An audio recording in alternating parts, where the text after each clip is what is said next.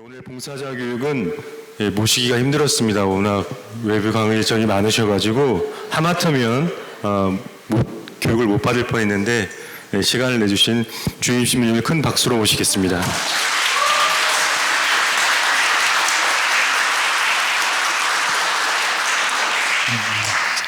제가 5년차가 되니까 이제 나를 아는 것 같아요. 이제 진가를 드러내긴 드러내야 되는데. 그러게 오늘 이런 날 모이라 그러면 별로 기분 안 좋죠? 괜찮아요? 토요일날 이 귀한 시간에 뭐 특별하게 해는 것도 없으면서 그 뭐 선물이라도 좀 큰 걸 주려나? 선물은 별로 근데 반갑지 않죠? 반가워요? 또 이렇게 우리가 영적인 삶을 추구하려면 좀 물질로부터 좀 벗어나야 돼요. 아무튼 뭐 그래서 이따가 잘 하나씩 받아가시고요. 그래서 뭐 이렇게 특별한 건 없고 그냥 이렇게 어떻게 내가 이렇게 강의를 준비하다 보니까 오늘 복음하고 비슷한 내용이 준비가 됐어요.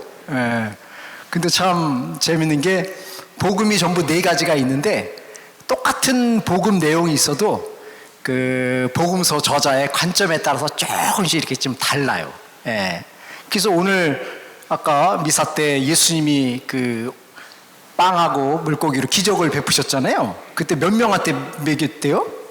오늘은 4,000명인데 제가 준비한 건 5,000명이니까 그나마 좀 달라서 다행이에요. 앉으세요, 아무데나. 그리고 한 가지. 그래서 우리는 또 강의를 길게 하면 또 여러분들이 싫어하잖아요. 그래가지고 지금 40분이라서 45분 강의하면은 몇 시에 끝나는 거예요? 15분? 25분? 25분에 끝낼게요. 예수님의 신비에 다가가는 삶이라는 주제로 제가 이렇게 준비를 했습니다. 같이 천천히 읽어볼까요? 어느덧 늦은 시간이 되자 제자들이 예수님께 다가와 말하였다. 여기는 외딴 곳이고 시간도 이미 늦었습니다. 그러니 저들을 돌려보내시오. 주변 촌락이나 마을로 가서 스스로 먹을 것을 사게 하십시오. 예수님께서 너희가 그들에게 먹을 것을 주어라 하고 이르시니 제자들은 그러면 저희가 가서 빵을 200데나리온어치나 사다가 그들을 먹이라는 말씀입니까? 하고 물었다. 예수님께서 그들에게 너희에게 빵이 몇 개나 있느냐 가서 보아라 하고 이르셨다. 그들이 알아보고서 빵 5개 그리고 물고기 2마리가 있습니다 하고 대답하였다. 힘드시니까 이제 그 다음은 제가 읽을게요. 예수님께서는 제자들에게 명령하시오. 모두 푸른 풀밭에 한 무리씩 어울려 자리 잡게 하셨다. 그래서 사람들은 100명씩 또는 10명씩 떼를 지어 자리를 잡았다. 예수님께서는 빵 5개와 물고기 2마리를 손에 들고 하늘을 우러러 찬미를 들이신 다음 빵을 떼어 제자들에게 주시며 사람들에게 나누어 주도록 하셨다. 물고기 2마리도 모든 사람에게 나누셨다. 모든 사람들이 배불리 먹었다. 그리고 남은 빵 조각과 물고기를 모으니 12강줄에 가득 찼다. 빵을 먹은 사람은 장령만도 5,000명이었다. 오늘 아까 마르코 복음은 8장이고 6장인데 얘는 5,000명이고 그거는 4,000명이고 그리고 또 요한복음 같은 경우는 제자들 보러 니들이 먹을 걸 주라고 그래요. 여기는 없는데 그러니까 약간마다 이렇게 복음서마다 약간씩 이렇게 다른데 어쨌든 이제 결정적으로 이제 예수님이 이런 놀라운 기적을 행하셨다고 이렇게 하긴 하는데 오병이어란 말 들어보셨죠? 여기 이제 5개 빵 그리고 고기 2개 옛날 말이에요. 옛날 말. 새로 이렇게 세례 받으신 분들은 잘 모를 거예요. 오병이어라는 표현을 많이 씁니다. 복음서가 좀 뻥이 좀 심하죠. 몇 명이 먹었대요? 5,000명이 먹었대잖아요. 5,000명이. 그게 믿겨요? 5,000명이? 왜냐하면 지금이야 뭐 서울 운동장에 모여 그러면 뭐 몇몇 모일 수 있지만 그 당시만 하더라도 5,000명이라고 하는 숫자가 모이려면 그 동네 사람들 다 모여도 못 모이는 숫자예요. 그렇지 않아요? 지금 시골에 가보세요. 시골에. 그리고 우리는 이제 예수님 시대가 되게 이렇게 익숙하게 느껴지니까 뭐 우리랑 비슷하지 않을까 이렇게 생각하는데 옛날로 치면 고조선 시대잖아요. 고조선. 그때 사람들이 얼마나 있었겠습니까? 근데 그 동네 사람들이 5천 명이 모였다는 건 말도 안 되는 좀 이거 녹화되는 거 이거? 이게 또 주교님한테 또 누가 전락하는 거 아니에요? 네. 그렇죠. 그래서 5천 명이라는 숫자에 이렇게 너무 연연할 필요는 없다는 거죠. 예, 그만큼 예수님의 행위가 이렇게 놀랍다는 것을 이제 뭐 표현하기 위한 그런 수단일 거라는 생각이 이렇게 드는 거죠. 실제로 5천 명이 모이면 뭐 대화도 안 되잖아요. 100명밖에 안 되는데 5천 명이 모여가지고 뭐 대화 소통이 될 수가 없는 그런 뭐 여건이었겠지만 어쨌든 그래서 좀 과장이 심하지만 그만큼 예수님을 통해서 일어났던 기적이 우리의 상상을 초월할 정도로 놀라운 일이다. 뭐 이런 것들을 이제 복음사가가 이렇게 표현하기 위한 수단으로 이렇게 쓴 것이라는 거죠. 그리고 이제 두 번째, 이 빵의 기적이 정말 사실일까 조작일까? 여러분들은 믿죠? 예수님이 행하셨다. 내가 이렇게 질문하니까 얼굴이 믿어야 되나 말아야 되나 이 얼굴 표정이에요. 금방. 여태까지는 그냥 아무 생각 없이 믿었는데 제가 이런 질문을 던지니까 그러니까 우리 신자들끼리야 뭐 예수님이 그렇게 놀라운 기적을 행하셨어 라는 것을 우리가 믿지만 비신자들한테 특별히 불교 신자한테 이거 보여주면 그 사람들이 예수님 대단하구나 이렇게 반응하겠어요? 야 이 뻥이야 뭐 이렇게 할 수도 있잖아요. 예. 그래서 이제 뭐 학자들이 여러 가지로 이제 이 진위 여부를 이렇게 생각을 해서 논거를 제시하기도 하죠. 그래서 이렇게 다양한 해석들이 나오는 거예요. 그래서 첫 번째, 예수님은 하느님이셨기 때문에 분명히 그런 놀라운 기적을 일으켰을 것이다 라고 교회는 이제 전통적으로 이렇게 주장을 하는 거지요. 예. 그런데 이제 또 다른 해석은 예수님은 마술적인 능력이 있는 것이기 때문에 사람들을 기적을 일으켰다고 착각하게끔 만드는 거죠. 보통 마술사들이 이렇게 그런 거 하잖아요. 사람들이 공중에 부양시키고 그런 거 보면 우리는 그걸 보면서 저거는 진짜가 아니라 가짜라고 생각하잖아요. 그죠? 그 마술을 보면서 저 진짜다라고 생각하는 사람은 아무도 없어요. 가짜라는 걸 알면서도 놀랍다 그러면서 저거를 어떻게 우리 모르게 속일까? 그리고 내가 어디 허점이 있나 이걸 찾아보려고 우리는 생각하지 그거를 진짜로 믿는 사람은 아무도 없다는 거죠. 예.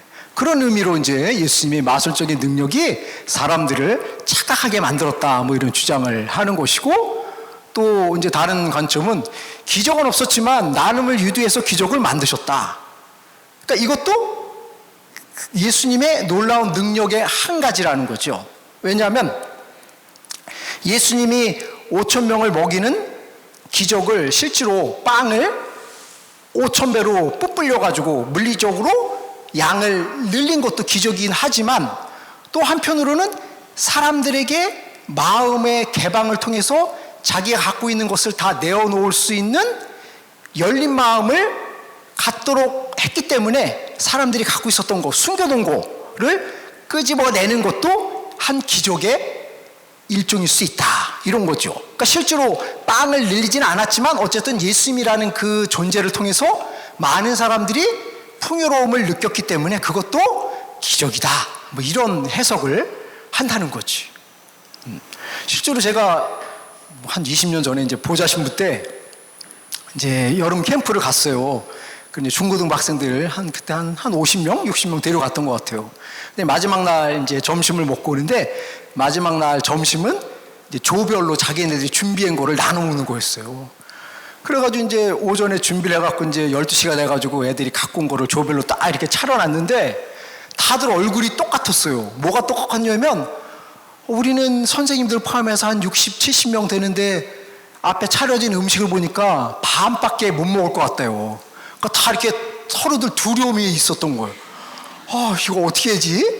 나는 예를 들어서 밥 2그릇을 먹고 싶은데 사람들이 많으니까 나는 한 그릇만 먹어야 되나? 뭐 이런 표정들이었어. 저도 보면서 순간 이것서 빵을 가서 사와야 되나? 뭐 이런 생각을 했어요. 근데 또 제가 또 신부잖아요. 그래서 신부니까 또 한마디 했지. 이런 얘기를 했죠. 야, 우리가 보기에는 밥이 부족해 보이지만 먹다 보면 기적이 일어날 거라고. 근데 진짜 기적이 일어났어. 모두가 풍요롭게 먹었어요. 그 남더라고. 야, 그건 지금도 제가 놀라운 신비예요. 내가 이거 강복해서 그랬는지 모르겠지만 진짜 그게 제가 지금도 기억하잖아요. 야, 그래서 신비하다. 그래서 이런 류의 기적이었나? 뭐 이런 생각도 저는 하더라고요. 어쨌든. 근데 이제 중요한 것은 예수님이 중심 인물이 됐다는 거죠. 예수님을 통해서 과정은 어떤 예수님이라는 분을 통해서 사람들이 생각하지 못했던 놀라운 일들이 벌어졌다는 것은 분명한 사실이라는 거지. 그것이 이제 교회에서 이야기하는 기적이라고 할 수 있다는 거죠. 실제로 이제 우리가 마테오, 마르코, 루카, 요한 복음서가 4개가 있는데 이제 복음서가 4개만 있었던 것이 아니라 여러 복음서가 있었어요. 그래서 그거를 이제 우리 교회에서는 이거는 진짜 우리 교회 사람들이 믿어야 될 정경화된 복음이다라고 받아들인 것이 4가지고, 야, 이거는 좀 우리 그리스도 신자들이 받아들이기 좀 불편할 수도 있고, 또 한편으로는 이것을 받아들이면 우리가 믿고 있는 본래 예수님의 모습이 아닌 엉뚱한 예수님으로 탈바꿈할 수 있기 때문에 이거는 좀 배제해야지라고 했던 복음들을 위경이라고 해요. 가짜. 예. 그래서 그 위경 가운데 이제 토마 복음이라는 게 있어요. 토마 복음이라는 게 이제 정경이 아니라 위경이에요. 위경. 거기는 어떤 내용이 나오냐면 12살에 예수님이 애들하고 놀다가 이제 진흙 갖고 놀다가 예수님이 탁 잡아가지고 이제 진흙으로 비둘기를 딱 만든 다음에 입김을 딱 부니까 이 진흙의 비둘기가 새가 돼가지고 하늘로 날아갔다는 그런 내용이 나와요. 예. 근데 그 얘기를 들으면 되게 멋있잖아요. 그죠? 역시 우리 집 믿는 예수님은 대단해 라고 했는데 교회는 그거 아니다라고 잘랐어요. 이거는 우리가 믿는 진짜 예수님이 아니라 황당한 예수님, 마술적인 예수님으로 착각할 위험성이 있기 때문에 이거는 정경이라 위경이라고 빼는 거예요. 그러니까 그런 걸 보면 우리 교회는 예수님이라는 분을 정말로 어떻게 이해해야 될까 하는 것들을 끊임없이 이렇게 고심한 거죠. 그래서 여러분들은 아마 예수님을 믿는다고 하면서도 진짜 예수님을 믿기보다는 내가 만들어 놓은 예수님을 믿기 쉬운 거죠.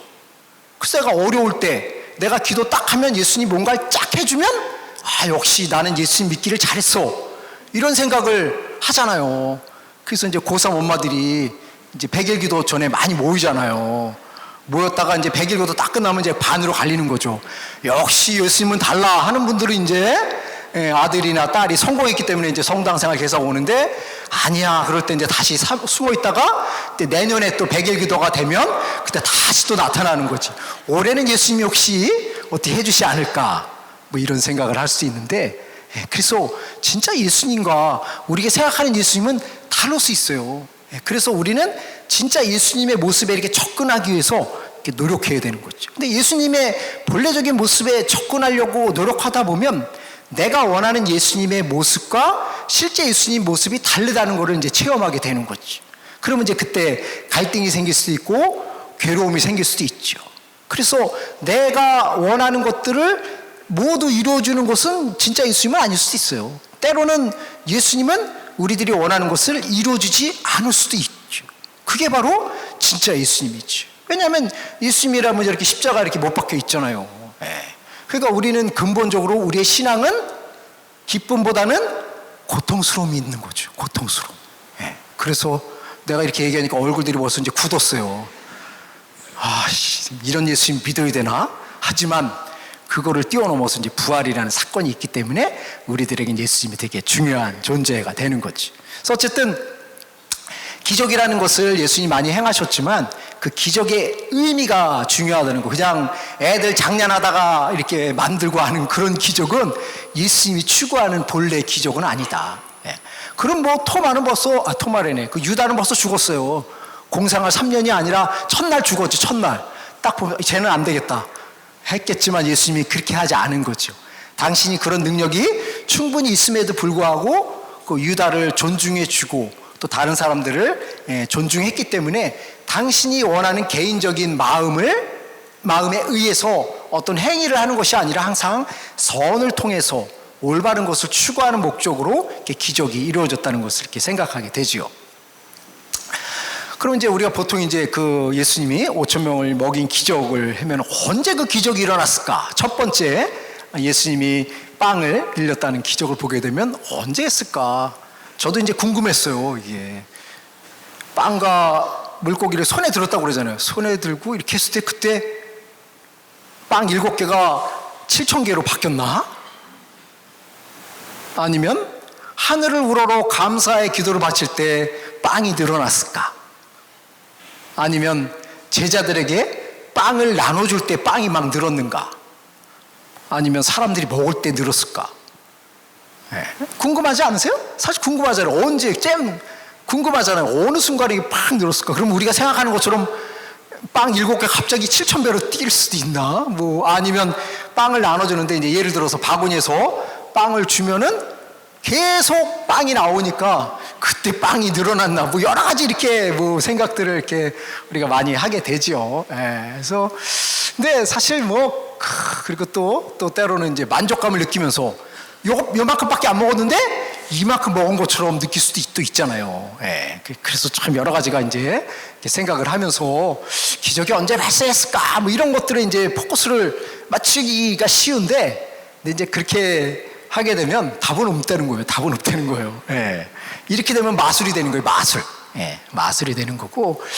저도 이제 이 복음을 묵상하면서 도대체 예수님은 어떻게 기적을 행했을까? 이렇게 해서 이제 복음서를 읽고 이제 기도를 하다 보니까 빵을 들어 올리는 그 행위, 예수님이 이렇게 하느님께 감사를 드리면서 올리는 행위가 이제 딱 연상을 해보면 이게 사제 미사 집전 행위하고 이제 연관되는 거잖아요. 그러니까 단순하게 예수님이 5,000을 먹였다는 그 기적 이야기가 중요한 것이 아니라 그 복음서는 다 의도가 있는 거죠. 그 의도의 가장 중요한 절정은 예수님이 십자가 못 박혀 돌아가시고 부활하셨다는 것이 제일 핵심 포인트예요. 핵심 포인트. 그래서 실제로 복음서가 14장까지 있는 경우도 있고 28장 이렇게 쭉 있는데 그 복음서의 내용을 보게 되면 예수님의 순환과 고난과 부활의 내용이 복음서 전체의 3분의 1을 차지한다는 거죠. 그 예를 들어서 복음서가 1장서부터 14장까지 마르코 복음이 이렇게 있다 그러면 그 중에 한 5장 정도는 순환과 부활의 내용이 담겨져 있다는 거예요.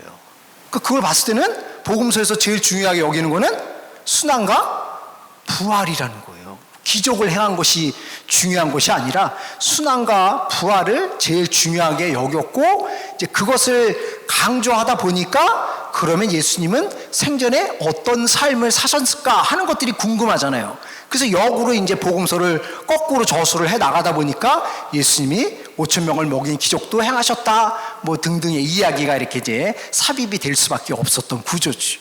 그래서 결국 이제 이 5,000명을 먹인 기적 행위도 제가 기도를 하다 보니까 예수님 빵을 들어오는 행위는 바로 예수님이 체험 만찬 때 제자들과 함께 했던 그것이 이제 연상이 되는 것이고, 그래서 체험 만찬의 모습, 그리고 또 이 체험 만찬의 모습은 그냥 만찬으로 끝나는 것이 아니라 그것이 바로 예수님의 십자가상 제사를 미리 알려주는 것이기 때문에 십자가에 매달리는 예수의 모습도 떠오르고 또 그것은 결국 자신을 봉헌함으로써 우리들에게 생명을 주는 예수님으로서 등장한다는 것에 대한 전표가 바로 5,000명을 먹인 기적 이야기라는 거죠. 물론 제가 이런 얘기를 했다고 해서 그것이 그러면 실제로 없었어 라는 것이 아니라 그것이 있었는지 없었는지는 뭐 그 당시 사람들만 아는 것이고 중요한 것은 그런 기적들이 있었는가 없었는가가 중요한 것이 아니라 예수님의 삶은 우리를 위해서 당신을 먹거리로 내주시는 분이다라는 것들을 보다 구체적으로 사람들이 민감하게 느낄 수 있도록 하기 위해서 예수님이 행하셨던 그런 내용들을 끄집어내서 했다는 거지 그것이 본류는 아니라는 거지. 그러니까 제 얘기를 이해하시죠? 나중에 엉뚱하게 또 주교님께 전화하지 마시고 예수님이 안 했다는 게 아니에요. 했을 수도 있고 안 했을 수도 있는데 이제 복음서의 중요한 것은 예수님은 우리를 위해서 먹거리를 만들어 주시는 분이고 마지막에는 우리의 먹거리가 되기 위해서 당신을 희생 제물로 봉헌하신 분이다라는 것들에 대한 강조 내용이라는 거지. 예수님의 기적행위. 그래서 사람들은 예수님께서 일으키신 표정을 보고 이분은 정말 세상에 오시기로 되어 있는 그 예언자시다 하고 말하였다. 예수님께서는 그들이 와서 당신을 억지로 모셔다가 임금으로 삼으려 한다는 것을 아시고 혼자서 다시 산으로 물러가셨다. 그러니까 예수님이 5,000명을 먹이는 놀라운 기적을 행하시니까 사람들은 어떻게 생각했어요? 예수님이야말로 정말 우리를 로마로부터 해방시킬 수 있는 우리가 기다리던 그 메시아구나. 그러니까 예수님을 빨리 왕으로 모셔야지만 우리가 로마로부터 자유를 쟁취할 수 있겠구나 이런 생각을 할 수밖에 없잖아요. 근데 사실 예수님의 본래 이 세상에 오신 목적은 이스라엘을 독립시키는 것이 목적이 아니라 모든 사람들을 구원의 길로 초대하는 것이 목적인데, 사람들이 곡해를 해서 예수님을 엉뚱한 존재로 탈바꿈 시킬 거라는 두려움을 아셨기 때문에 예수님은 사람들로부터 도망갔다는 거지. 뭐 저 같으면 어떻게 해서 저 같으면 그냥 잘난 체 하려고 그럴 거 아니에요. 얼마 전에도 우리 수녀님 계세요? 안 오시는구나. 우리 수녀님, 유치원 수녀님이 애들하고 눈썰 면장 갔는데 발이 삐끗한 거예요. 삐끗해가지고 이제 발에 금이 갔는지 그래가지고 쩔럭쩔럭 거리고 다니더라고요. 그러면서 수녀님이 노신부님을 믿는데요. 그래서 안수를 해달라고 그랬죠. 그래서 안수를 해줬더니만 그 다음날 문자가 왔어요. 하나도 안 아파요. 나 같으면 이렇게 잘난 체 하잖아요. 나는 잘난 체면서 이렇게 하는데 예수님은 도망가시잖아요. 이게 다른 거지, 그러니까. 예. 나한테 오지 마세요. 아무나 안 해줘요. 예. 예. 결국 이 기적이라는 것은 예수님이 당신 과시하기의 목적이 아니라 사랑을 전하는 도구로서 그것을 활용하셨다는 거죠. 그러니까 그만큼 내가 너희들을 사랑한다. 내가 사랑한다는 것은 다른 말로 표현하면 하느님 아버지께서 너희들을 그만큼 사랑한다는 것을 표현하기 위한 목적으로 예수님이 기적을 행하셨다는 거죠. 그래서 우리들이 그 기적을 체험하기를 원하는데, 그 기적 체험은 나를 위한 목적이 아니라 하느님과 내가 더 깊은 관계를 형성하기 위한 목적으로 기적을 청하는 것이 필요한 것이지, 나를 위한 것에만 포커스를 맞추면 기적이 별로 안 일어난다. 근데 참 신기한 건 그래도 기적이 가끔 일어난 경우도 있어요. 하느님은 그만큼 이제 사랑이 더 크시다는 뭐 그럴 수도 있고. 그래서 요한복음에서는 이제 예수님이 뭐 빵의 기적이라든가 가나 혼인잔치, 예수님이 첫 번째 기적을 행하셨던 곳이 가나 혼인잔치잖아요, 그죠? 물을 포도주로 막 바꾸시는.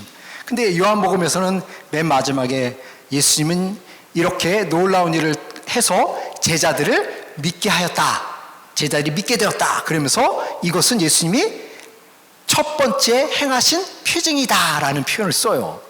그러니까 다른 마테오, 마르코, 루카 같은 경우는 기적이라는 단어를 쓰는데, 요한복음에서는 기적이라는 단어를 안 쓰고 표징이라는 단어를 써요.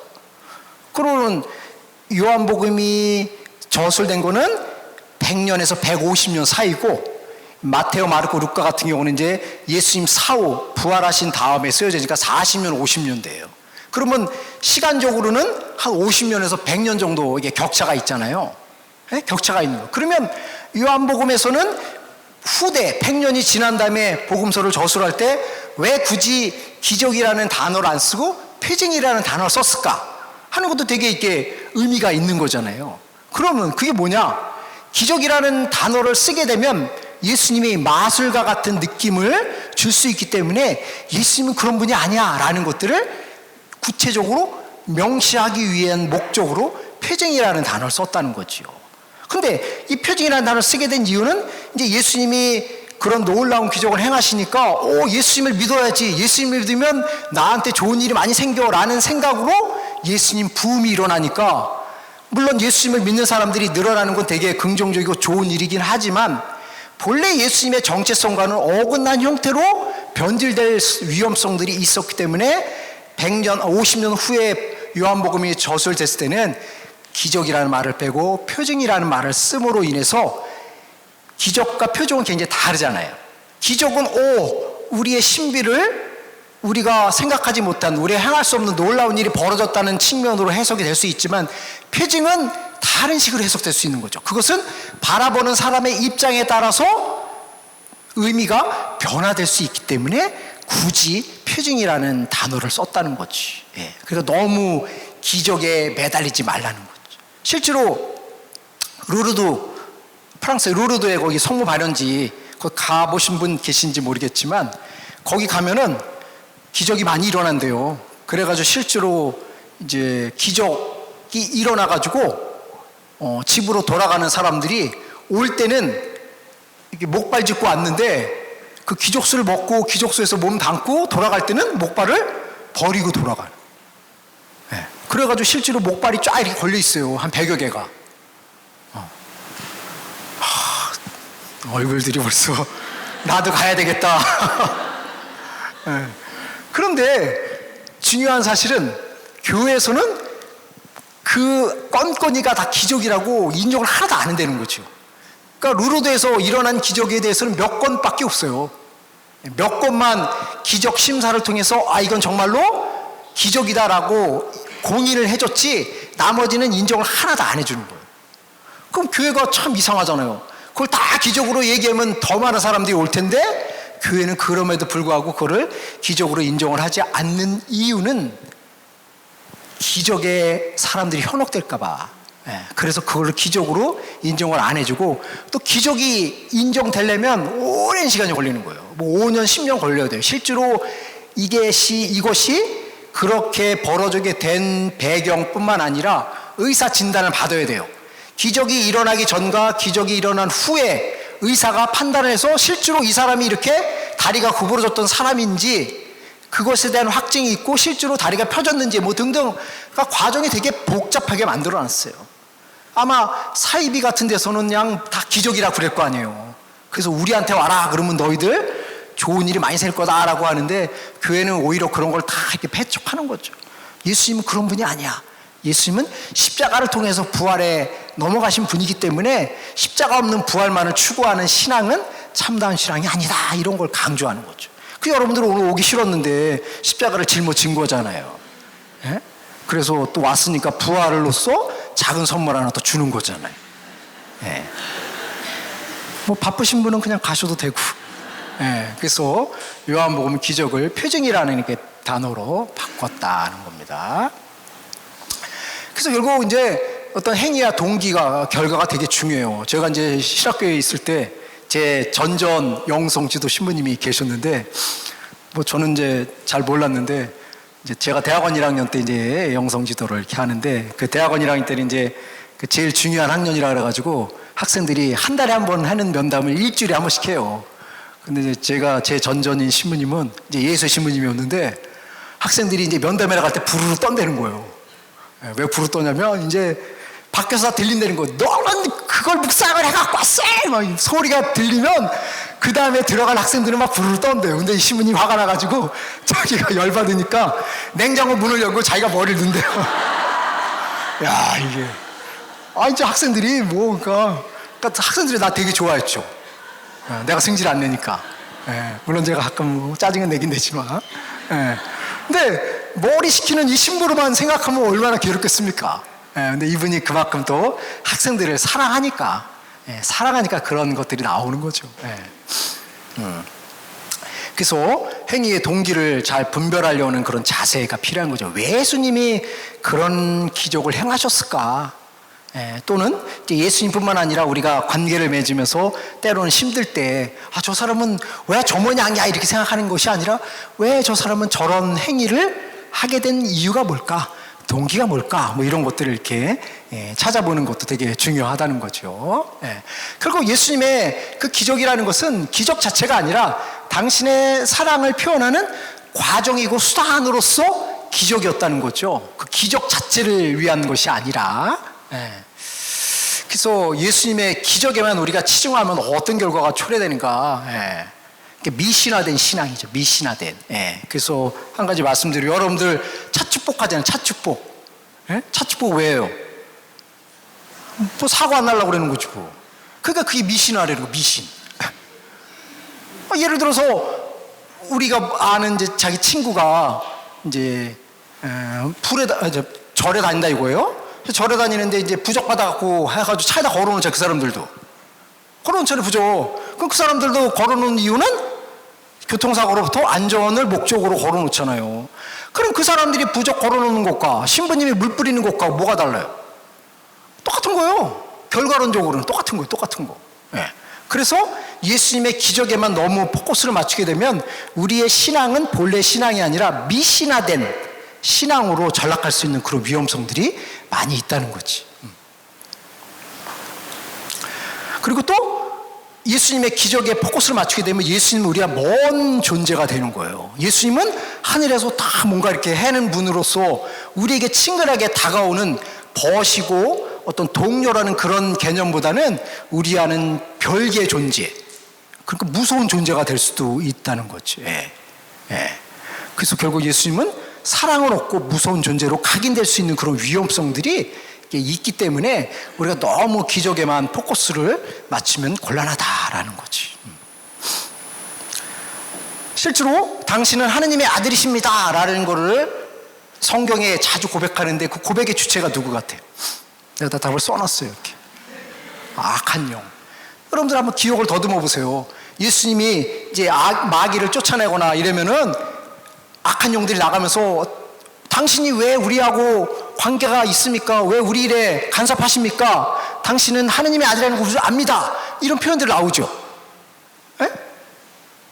나와요. 그럼 거기서 이렇게 보면 실제로 그 당시 사람들하고 그 당시의 악령들하고 비교해 봤을 때 예수님을 더 잘 아는 주체는 누구예요? 악령이에요, 악령. 그 당시 사람들은 예수님이 누군지 정확하게 모르는 거예요. 근데 오히려 예수님을 명확하게 안 존재들은 악령들이라는 거죠. 여기서 시사하는 건 뭐냐? 그러면 악령들이 우리보다 더 예수님을 잘 알고 있다는 의미는 악령들이야말로 예수님의 본질을 알고 있었다는 거죠. 그런데 그 당시 사람들은 예수님의 본질을 모르고 예수님을 놀라운 기적을 행하시는 분의 포커스를 맞추니까 실제로 예수님이 누구인지를 모르고 관계를 맺은 거가 훨씬 더 많았다는 거죠.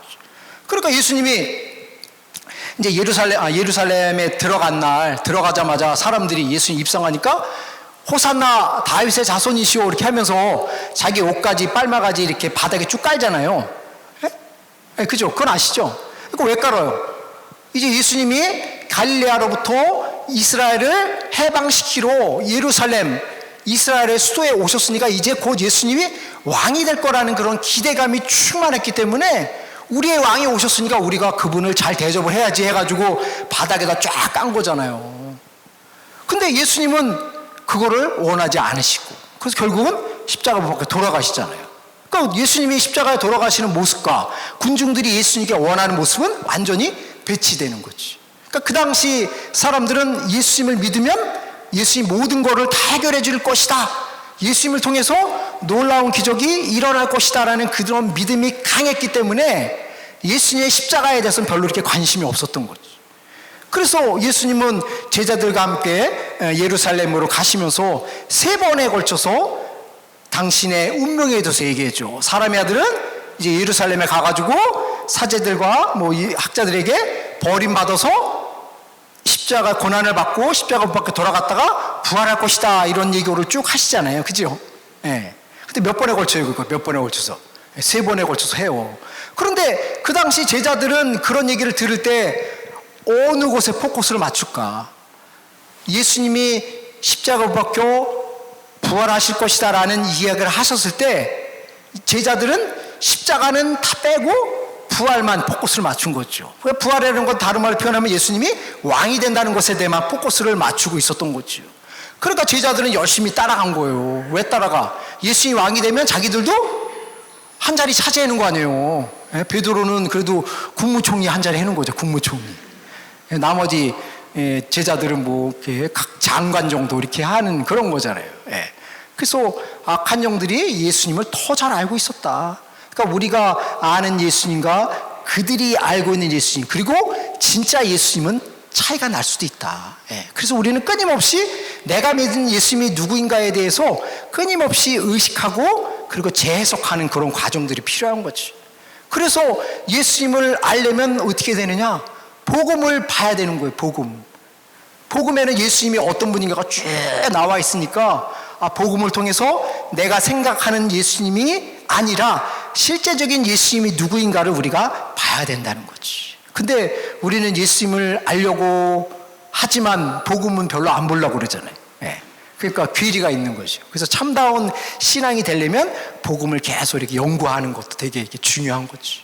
그래서 오늘 아까 제가 미사 때도 오늘 복음에 등장하는 예수님은 부모님과 같은 예수님이다라고 제가 말씀을 드렸잖아요.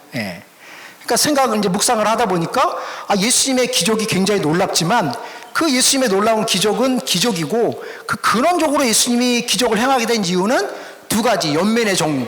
아까 불쌍하다, 가엾다 라는 거. 근데 그거는 인간이 누구나 느끼는 일반적인 마음이잖아요. 그런데 예수님이 거기서 한 걸음 더 나가서 야, 가다가 얘 죽을지도 모르겠다 이런 생각을 하신다는 것은 그만큼 군중에 대한 사랑의 마음이 얼마나 깊은가 하는 것들을 이렇게 확인하게 되는 것이고, 그래서 그런 거를 이렇게 묵상을 하다 보면 정말 이 복음서가 우리들에게 감동을 주는 거죠. 야, 예수님이 이렇게까지 나를 사랑하고 계시는구나. 그러니까 막연하게 예수님은 5천 명을 먹이는 놀라운 기적을 행하셨다라는 차원이 아니라 이렇게까지 나를 세세하게, 내가 쓰러지고 죽을까봐 당신의 힘을, 당신의 기적을 나를 통해서 활용하시는구나. 뭐 이런 것들을 이렇게 느낄 수만 있으면 복음이 되게 우리를 기쁘게 만드는 거지. 그래서 예전에 초대교회 많은 사람들이 뭐 사막에 가가지고 은둔숭배를 하는 이유는 복음서를 계속 곱씹는 거예요. 씹는 거. 그래서 그 복음의 맛이 무엇인가를 계속 이렇게 찾아 나갔던 거지. 그래서 결국 이제 우리가 예수님이 행하는 기적을 우리는 온전하게 이해할 수는 없죠. 표면적으로만 그냥 이해할 수밖에 없는 거죠. 그래서 과학적으로도 예수님의 기적은 분석이 안 된다. 그래서 기적의 목적인 사랑은 우리가 측량할 수 없고, 그래서 예수님의 본질을 사랑 덩어리라고 이렇게 표현을 해요, 학자들이. 그래서 야, 인간이 없으면 인간이 이해할 수 없는 그런 깊이가 있다.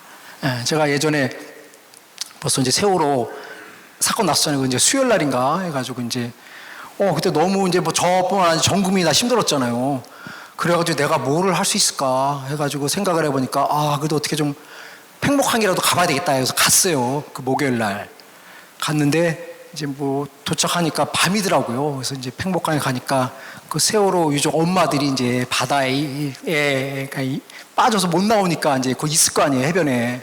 그래서 엄마가 아들이 하는 얘기가 이름 부르면서 야, 아무개야 지금 춥잖아, 빨리 나와, 이런 얘기를 하는 거예요. 근데 그 얘기를 들을 때 야, 참 이게 부모님의 마음이 뭐 제가 부모가 안 돼서 잘 모르겠지만 이게 뭐 이렇게 정치적인 이런 걸 떠나서 어쨌든 그 부모의 그 사랑이라는 것이 또 이런 거구나 하면서 어떻게 뭐 할 수 없는 갔더니만 정말 슬픈 거는 밥을 안 먹었대요.